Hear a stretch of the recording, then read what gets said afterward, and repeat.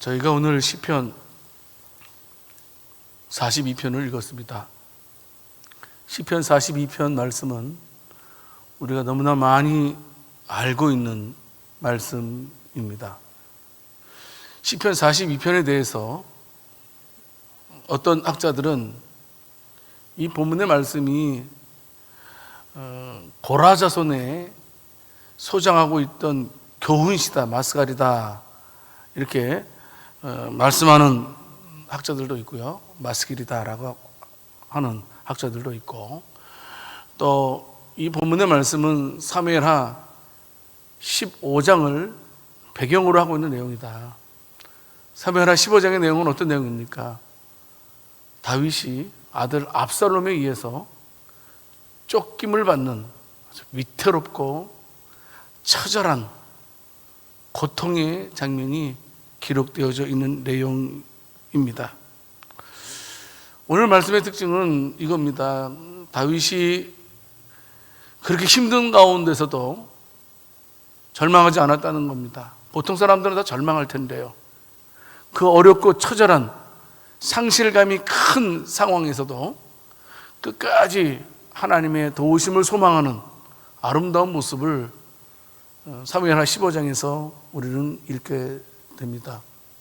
자, 그러면요, 힘들고 어려운 상황 속에서도 끝까지 하나님만을 향해서 바라보는 다윗의 아름다운 신앙의 모습을 우리가 살펴볼 텐데요, 오늘도 세 가지를 함께 나눌까 합니다. 첫 번째는 시인은 떠돌아다니는 가운데에 성전에서 하나님께 예배드릴 수 있는 날을 소망했다라고 이렇게 말씀을 하고 있습니다. 시편 42편 1절 말씀에서 말씀하고 있죠. 하나님이여, 사슴이 시냇물을 찾기에 갈급한 같이 내 영혼이 주를 찾기에 갈급하나이다 라고 고백을 하고 있습니다. 여러분, 지금 성전에서 예배드리지 못하는 마음을 지금 표현을 하고 있는 것입니다. 얼마나 내가 지금 성전에서 예배드리지 못하고 도망다니는 신사가 된 것에 대해서 안타까워하는 마음으로 말을 하고 있는 것입니다. 이 안타까운 마음을 마치 목마른 사슴으로 지금 다윗이 비교를 하고 있습니다. 생각해 보십시오. 지금 사냥꾼에 의해서 쫓김당하는 사슴을 생각해 보십시오. 얼마나 이 사슴이 힘들겠습니까? 목이 타겠습니까? 특별히 우리가 잘 알고 있듯이 사슴은 피가 뜨거운 동물이라고 말합니다. 그러니까 갈증을 자주 느끼고 물을 많이 마셔야지만 되는 동물입니다. 중동 지역은 어떻습니까? 물이 많지 않습니다. 비가 많이 오지 않습니다. 건기와 우기가 뚜렷하게 구분되고, 건기 때는 아예 시냇가의 모든 물들이 바짝 말라 있습니다. 시냇가에는 우기 때만 물이 있는 상태지요. 그래서 건기만 되면, 여러분, 우리가 동물의 왕국을 보게 되면 어떻습니까? 많은 동물들이 물을 찾아 막 움직이지 않습니까? 그래서 막 물을 발견하면 그곳에 모든 온갖 동물들이 모여서 물을 마시는 장면을 보게 됩니다. 특별히 여러분, 많은 동물들 가운데 이 사슴, 아까도 말씀드렸지만 사슴은 물을 많이 마시는 동물입니다. 물을 마시지 못해서 헐떡거리는 모습을 다윗이 목격한 것 같습니다. 힘들어하는 사슴의 모습을 보면서 마치 물에 허덕이 있는 사슴의 모습을 보면서 하나님께 예배드리지 못하는 자신의 마음을 마치 목마른 사슴으로 비유해서 다윗은 말씀을 하고 있습니다. 성도 여러분, 시냇물, 무엇을 가리키는 말입니까? 시냇물을 한마디로 말하면 하나님의 도우심이라고 말할 수가 있습니다. 하나님으로부터 흘러나오는 풍성한 은혜를 시냇물이라고 말할 수 있습니다. 지금 다윗이 하나님의 도우심, 하나님으로부터 흘러나오는 풍성한 은혜 없이는 살 수 없는 아주 처절한 상황에 놓여 있다는 것을 우리가 직감할 수 있습니다. 내가 지금 물을 찾지 못하면, 하나님을 찾지 못하면 목마른 사슴이 죽는 것처럼 나도 죽을 수밖에 없다 라고 말씀을 하고 있는 것입니다. 그렇습니다. 지금 다윗이 구체적으로 어떤 상황, 그냥 단지 아들에 의해서 쫓김 당한다는 그런 분위기를 생각해 보면 구체적으로 더 자세히는 알 수 없지만 분명한 것은 시인이, 다윗이 하나님의 도우심을 받지 못하면 멸망에 이를 수밖에 없는 아주 처절한 상황이라는 것을 우리가 알 수가 있습니다. 그런데요, 여기 보면 하나님이여, 사슴이 시냇물을 찾기에 갈급함이 내 영혼이 주를 찾기에 갈급하나이다, 이렇게 말씀하고 있는데, 구체적으로 설명되어 있지 않지만 이 문맥의 모든 것을 살펴보게 되면 시인은 한 가지 사실을 전제로 하고 있다는 사실입니다. 이게 중요해요. 그게 뭐냐 하면 바로 하나님께서는 자신의 유일하고도 영원한 구원의 생수라는 사실을 전제를 하고 있다는 겁니다. 여러분, 신앙생활 할 때도요, 우리도 마찬가지입니다. 하나님은 나의 유일한 구원자이시고 우리 하나님은 나의 놀라운 생사복을 주관하시는 유일하신 분이라는 사실을 우리가 알고 신앙생활을 해야 할 것입니다. 그렇습니다. 하나님만이 유일한 구원의 생수가 되신다는 사실을 다윗은 붙들게 되었습니다. 사실 다윗도요, 그냥 편할 때는 이 사실을 잘 몰랐어요. 원만할 때, 잘 될 때는 하나님이 그토록 나에게 이렇게 영원한 유일한 구원의 생수처럼 느껴지는 않았던 것 같아요. 그런데 위기가 닥쳐보니까, 어려운 일을 경험하고 매우 급박한 위기에 처하게 되니까 하나님이 자신을 위기에서 구원하여 주실 수 있는 유일한 생명자이다, 생수라는 사실을 다윗이 깨닫게 된 것입니다. 성도 여러분, 이 말씀은요, 다윗에게만 해당되는 말씀이 아닙니다. 이 말씀은요, 모든 인류에게, 특별히 죄로 인해서 영원토록 죽을 수밖에 없는 모든 인생들에게도 똑같이 적용되는 말씀입니다. 하나님이 다윗의 유일한 구원의 생수가 되신 것처럼 모든 인생들에게도 유일한 구원의 생수는 하나님밖에 없다라는 사실, 이걸 믿어야 됩니다. 이걸 붙들어야 된다라는 사실입니다. 인간은 그래서요, 하나님 만나야 됩니다. 인간은 그래서요, 예수님 만나야 됩니다. 하나님 믿어야 되고 예수님 믿어야 됩니다. 여러분, 그럼에도 불구하고 많은 사람들이 어떻습니까? 유일한 구원의 생수이신 하나님을 찾지 않는다는 겁니다. 물론 그들은 갈증을 느끼면서 나름대로 자신들의 갈증을 해결하기 위해서 많은 시냇물을 찾는 건 사실입니다. 그래서 시냇물을 찾기 위해서 수많은 사람들이 이리 뛰고 저리 뛰고 애쓰는 것도 우리는 알고 있습니다. 여러분, 그래서 그들이 나름대로 시내를 찾기는 찾았지만 그 시내는 어떤 시내입니까? 마치 건기에 물 한 방울 없는 그런 메마른 시내를 발견하는 것이었습니다. 성도 여러분, 인간은요, 어떤 수단과 방법을 통해서도요, 자신의 영적인 메마름을, 갈증을 해결할 수 없습니다.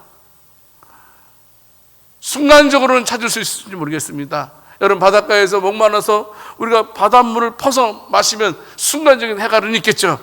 그러나 그 바닷물이 자신에게 더 큰 고통을 주는 것처럼 우리가 이 땅에서 그 어떤 것을 찾기 위해서 헤매이지만 얻은 결과는 우리에게 고통만 남게 될 것입니다. 사람이요, 영혼의 갈증을 해소하고 구원을 얻으려면 반드시 시내를 찾아야 되는데, 어떤 시내? 물이 흐르는 시내, 영원히 마르지 않는 샘의 근원을 찾아야 된다는 사실입니다. 여러분, 참 안타까운 일은 에베소 2장 13절의 말씀입니다. 내 백성이 두 가지 악을 행하였나니 곧 그들이 생수의 근원되는 나를 버린 것과 스스로 웅덩이를 판 것인데 그것은 그 물을 가두지 못할 터진 웅덩이들이니라. 안타깝습니다. 지금 이스라엘 백성들이 생수의 근원 되신 하나님을 버리고 나름대로 자신들이 웅덩이를 팠다 이겁니다. 그런데 여러분, 아무리 웅덩이를 파도 그 웅덩이는 물을 거두지 못할 터진 웅덩이라는 사실. 여러분, 이스라엘 백성들이 터진 웅덩이를 만든 결과가 어떻게 되었습니까? 바벨론 포로로 잡혀가지 않았습니까? 결국 바벨론에 의해서 이스라엘이 멸망했던 것을 역사적으로 알고 있습니다. 삶의 기쁨도 구원의 은혜도 얻지 못하고 아주 그냥 뼈저리게 처절하게 멸망을 당한 이스라엘 백성들이 되고 맙니다. 왜 그렇습니까? 생수의 근원 되신 하나님을 통해서 물을 마셔야 되는데 무너진 밑빠진 독을 찾은 결과가 그렇게 되었다는 사실입니다. 여러분, 오늘날에도 이 세상에는 얼마나 많은 종교들이 있습니까? 셀 수 없을 만큼 종교들이 많이 있습니다. 수많은 종교들이 자신에게 구원이 있는 것처럼 이야기를 하게 됩니다. 여러분, 왜 그렇습니까? 이상하게도 그렇게 자신들이 진리라고 외치고 있음에도 불구하고 사람들은 갈수록 목말라 한다는 사실입니다. 왜 사람들의 심령이 시간이 지나면 지날수록 종교가 그렇게 많으면 많을수록 왜 파리해져 갑니까? 왜냐하면 그것들은 물이 흐르지 않는 시내를 붙들고 있기 때문입니다. 성도 여러분, 사람들이 인생에 타는 목마름을 해결하기를 원한다면, 그리고 우리가 구원에 이르기를 원한다면 생수의 근원 되신 하나님께 나아가야지만 되는 줄을 믿으시기를 바랍니다. 이것을 인정해야 된다는 사실입니다. 지금 다윗이 지금 막 유리하는 상황에 있습니다. 막 떠돌아다니는 상황, 피신, 도망다니는 상황입니다. 이 도망다니는 상황에서 내가 살 수 있는 것은 뭐냐 하면 그래도 생수의 근원 대신 하나님을 붙들다. 그래서 어떻습니까? 예배를 사모하는 겁니다. 하나님, 제가 이렇게 떠돌아다니면서 성전에서 제사 못 드리는 것, 예배 못 드리는 것 너무나 가슴이 아파요. 하나님, 생수의 근원 되신 주님 만나고 싶습니다. 속히 다시 성전에 가서 예배 드릴 수 있도록 해주세요 라고 마치 목마른 사슴같이 애절하게 하나님께 기도를 하고 있는 것입니다. 예수님도 말씀하시지요. 요한복음 7장 37절 말씀에서 예수님 말씀하시죠. 누구든지 목마르거든 내게로 와서 마시라. 요한복음 7장 38절 말씀에서 나를 믿는 자는 성경의 이름과 같이 그 배에서 생수의 강이 흘러나오리라 하시니 주님 말씀하셨습니다. 성도 여러분, 저와 여러분들은 오직 하나님만의 오직 우리에게 구원과 안식과 만족이 있다라는 사실을 우리는 믿어야 된다는 사실입니다. 그래서 다윗은 시편 42편 2절 말씀에서 하나님에 대해서 고백합니다. 하나님은 어떻게 말씀하고 있습니까? 내 영혼이 하나님, 곧 살아계신 하나님을 갈망한다. 생수의 근원 되신 하나님을, 살아계신 하나님을 내가 갈망합니다 라고 다윗은 말씀을 하고 있는 것입니다. 성도 여러분, 다윗은 지금 유리한다 그랬습니다. 이리저리 쫓김 당하고 있는 상황이라 그랬습니다. 다윗은 내가 살 수 있는 길은 하나님 전에 나아가서 예배하는 것만큼 중요한 것이 없다. 하나님, 제가 지금은 떠돌아다니고 숨어다니고 도망다니지만 속히 하나님의 은혜로 성전에서 예배드릴 수 있도록 해주십시오. 하나님과의 만남을 사모하는 다윗의 모습을 볼 수가 있습니다. 여러분, 저는 다윗이 굉장히 힘들었을 거라고 생각됩니다.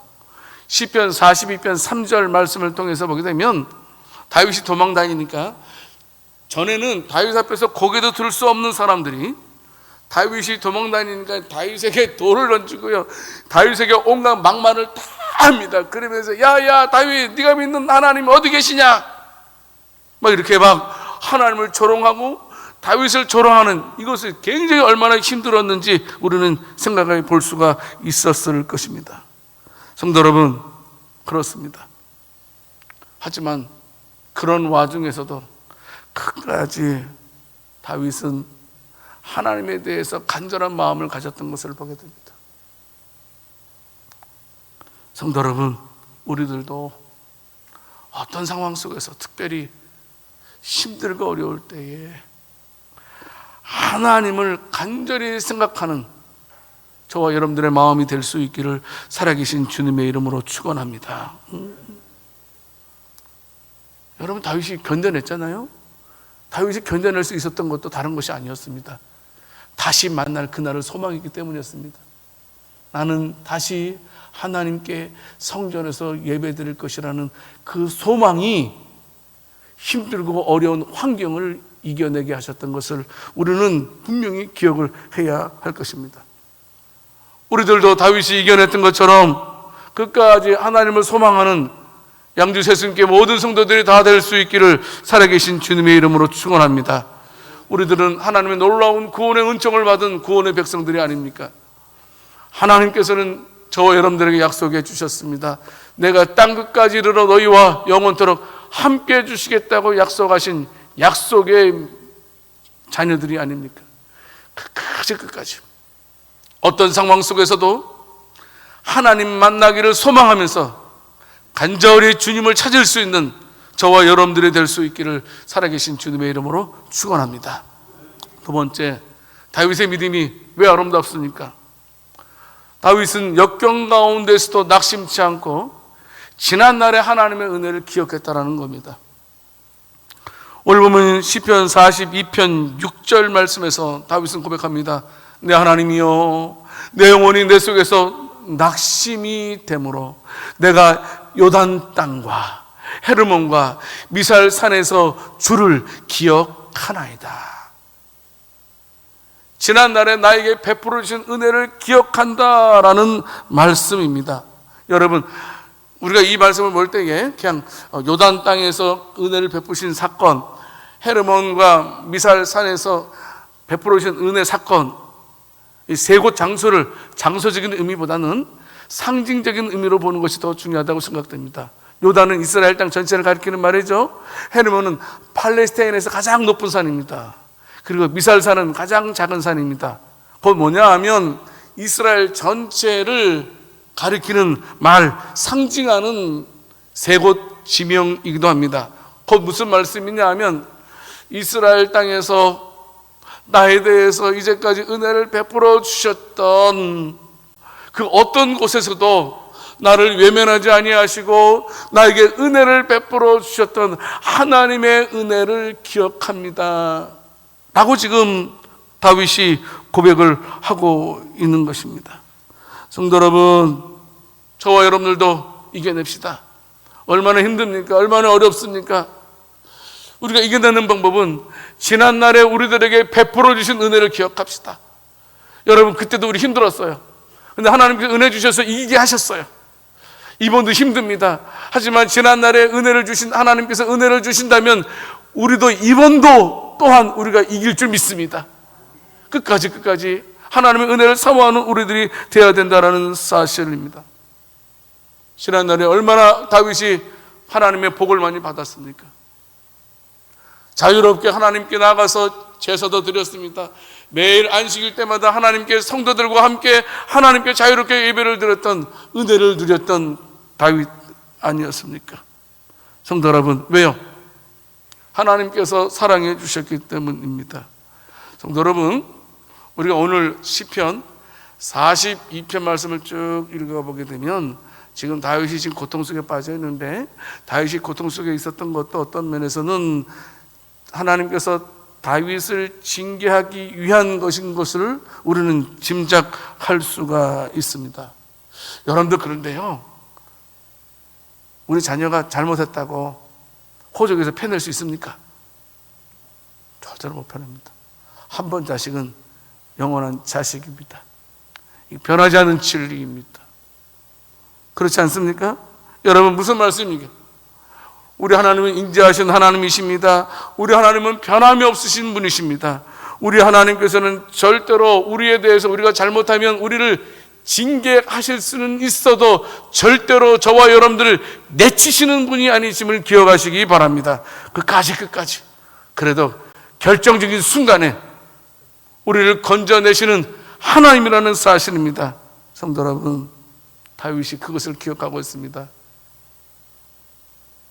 지난날에 하나님께서 자기에게 베푸신 은혜를 기억하면서 현실의 어려움을 극복해내고 있는 다윗을 우리가 볼 수가 있습니다. 오늘 보면 시편 42편 8절 말씀에서 낮에는 여호와께서 그의 인자하심을 베푸시고 밤에는 그의 찬송이 내게 있어 생명의 하나님께 기도하리로다. 이게 무슨 말씀입니까? 하나님께서 낮에는 나에게 사랑을 베풀어 주셨고 밤에는 하나님께서 내 입술에 찬송이 있게 해주셨다라고 말씀하고 있는 겁니다. 성도 여러분, 우리 하나님 절대로 저와 여러분을 포기하지 않습니다. 하나님은 때를 따라 돕는 은혜를 주시는 인자하심이 풍성하신 하나님이십니다. 그러므로 때로는 우리가 고난받을 때가 있을 겁니다. 그럴 때마다 우리가 해야 될 일은 뭐냐면 지난달에 우리들에게 베풀어 주셨던 그 은혜를 통해서 다시 한번 하나님을 바라보는 저와 여러분들이 될 수 있기를 원합니다. 꼭 우리는 명심해야 된다는 사실입니다. 내가 잘못해서 징계를 받을 때도 있고 내 의지와 상관없이 내가 어려움을 당할 때 있습니다. 나는 아무런 잘못도 안 했는데 내가 어려움 당할 때가 있다는 겁니다. 한마디로 말하면 억울한 고난도 있을 수 있습니다. 하지만 원망하지 말고 절망하지 말고 낙심하지 말고 베푸신 은혜를 기억함으로 어떤 일이 있어도 하나님은 나를 버리지 않는다. 이것을 믿는 저와 여러분들이 될 수 있기를 살아계신 주님의 이름으로 축원합니다. 나는 끝까지 내가 살 길은 하나님을 바라는 길밖에 없다. 성도가 어려워질 때에 하나님을 바라는 것이 최선의 길이고 하나님을 기억하고 하나님께 도우심을 구하는 것이 바로 성도의 바른 자세라는 사실, 우리는 기억해야 됩니다. 우리 하나님은 우리를 도와주실 것입니다. 우리 하나님은 절대로 우리를 그냥 못 본 채 하시는 분이 아닙니다.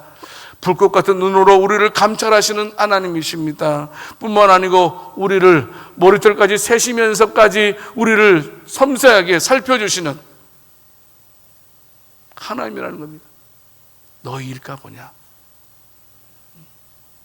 들의 백합화도 봐라. 하늘의 새도 봐라. 내가 다 챙기지 않느냐? 하물며 내가 너희를 챙기지 않겠느냐? 성도 여러분, 어려운 일 당할 수 있습니다. 문제는 중요한 것은 뭐냐면 어려운 일을 만날 때 먼저 하나님이 기억되기를 원합니다. 어려운 일 만날 때 성도 여러분, 절망 먼저 하면 안 됩니다. 그럼 일 해결 안 됩니다.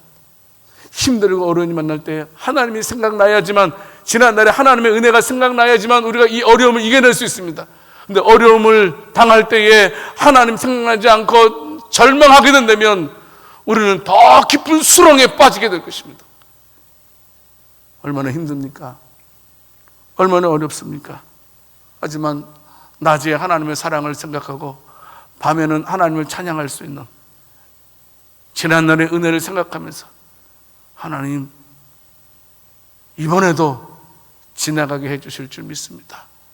어렵고 힘들 때 하나님께서 지나가게 해주셨던 것처럼 이번에도 나를 구원해 주실 줄 믿습니다라고 찬양하는 저와 여러분들이 될 수 있기를 살아계신 주님의 이름으로 축원합니다. 한 가지만 더 말씀드리겠습니다. 세 번째는 다윗의 아름다운 모습은 그가 슬픔 중에서도 하나님을 찬양했다라는 사실입니다.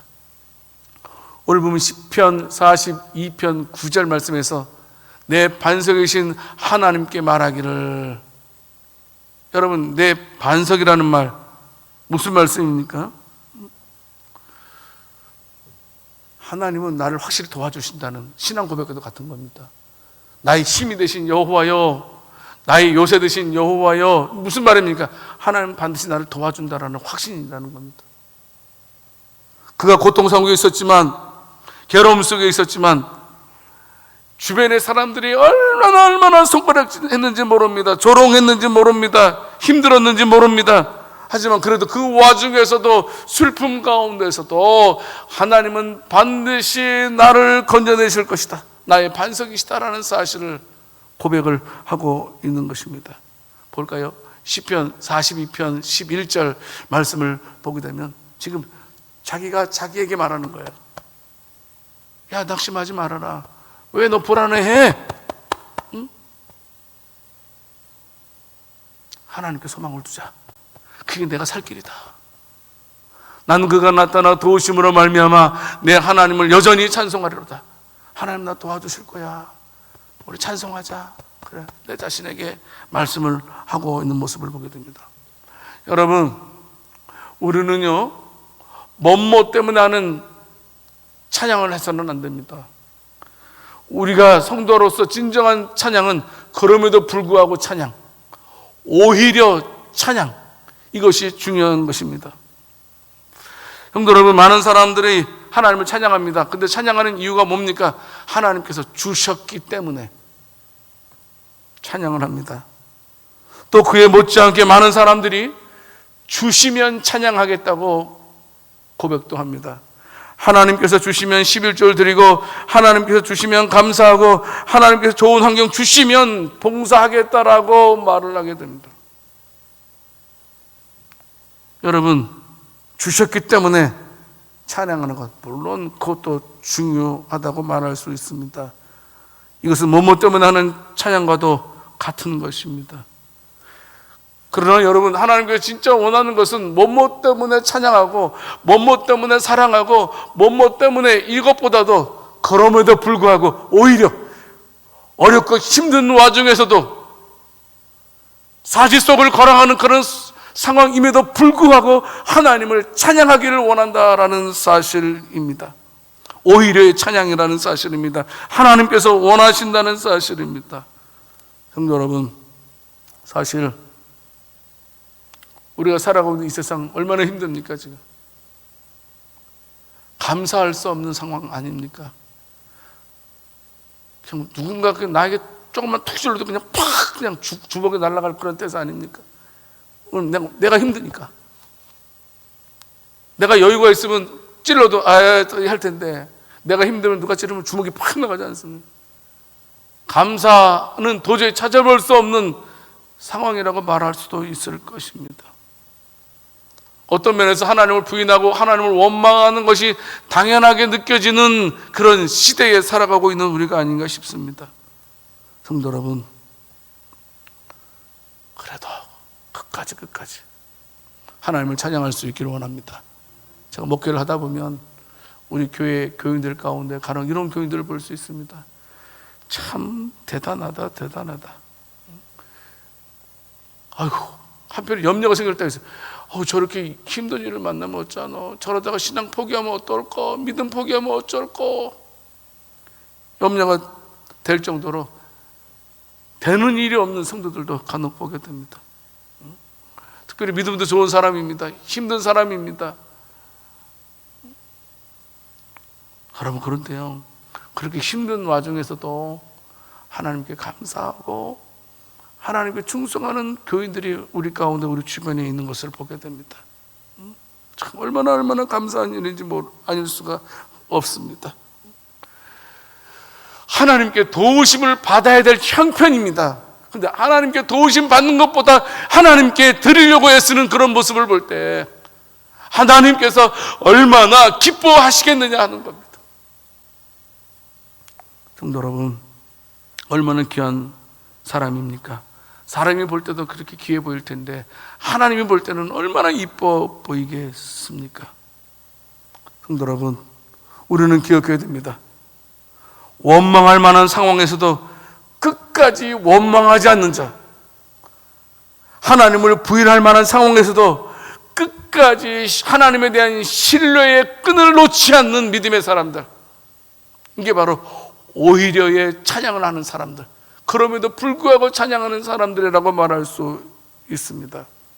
볼까요? 하박국 3장 17절 18절 말씀, 너무나 유명한 말씀 아닙니까? 비록 무화과 나무가 무성하지 못하며 포도나무에 열매가 없으며 감람나무에 소출이 없으며 밭에 먹을 것이 없으며 우리의 양이 없으며 외양간에 소가 없을지라도 나는 여호와로 말미암아 즐거워하며 나의 구원의 하나님으로 말미암아 기뻐하리로다. 이 믿음, 이 믿음. 사도행전 16장 24절 25절 말씀 보게 되면 바울과 실라가 복음 전하다가 붙잡혀가지고 옥에 갇혀 있습니다. 얼마나 많이 두드러 맞았겠습니까? 발에 쇠고랑까지 차 있습니다. 그런데 바울과 실라는 한밤중에 하나님께 기도하고 하나님을 찬송했다. 여러분, 내가 주일하다가 고통당하면 좀 억울하지 않습니까? 뭐 그러지 않아요. 근데 주일하다가 힘든 일 만나도 하나님께 기도하고 하나님께 찬양한 이 오히려의 찬양, 그럼에도 불구하고의 찬양이 바울과 실라에게도 있었다라는 사실입니다. 근데 여러분, 힘든 일은 피해갈 수 없더라고요. 힘든 일은 당연히 우리와 부딪히게 되어져 있습니다. 피해갈 수만 있으면 얼마나 좋겠습니까? 하지만 피해갈 수 없다라는 사실을 우리가 인지한다면 어렵고 힘들 때에 먼저 꼭 하나님이 생각나는 은혜가 있기를 원합니다. 꼭 그분만이 나에게 가람이 없는 생수의 근원 되신다라는 사실, 다른 웅덩이 파지 말고 생수의 근원 되신 하나님만 바라보고 나가는 우리가 되어야 된다는 사실입니다. 목마른 사슴이 시냇물을 찾기에 갈급한 것 같지, 내가 살 길은 주님 만나는 법밖에 없다. 이것을 우리의 고백이 되어야 된다는 사실입니다. 어떤 일이 있더라도 하나님이 생각나야 됩니다. 부딪혔을 때 절대 원망하지 마세요. 절망하지 마세요. 하나님 생각나고 일 당하면 여러분 해결할 수 있습니다. 근데 힘들다고 하나님이 생각 안 나면 여러분 일은 더 꼬이는 겁니다. 무슨 일이 있더라도 힘들고 어려울 때에 하나님이 먼저 생각나는 은혜가 있는 저와 여러분들이 다 될 수 있기를 살아계신 주님의 이름으로 축원합니다. 하나님 아버지, 하나님을 찾는 저희들 되게 해주시옵소서. 하나님을 바라보게 해주시옵소서. 하나님의 은혜를 기억할 수 있게 해주시옵소서. 하나님을 찬양하면서 하나님께 기도할 수 있는 우리들 되게 해주시옵소서. 감사드리옵고 우리 주 예수 그리스도 이름으로 기도드립니다.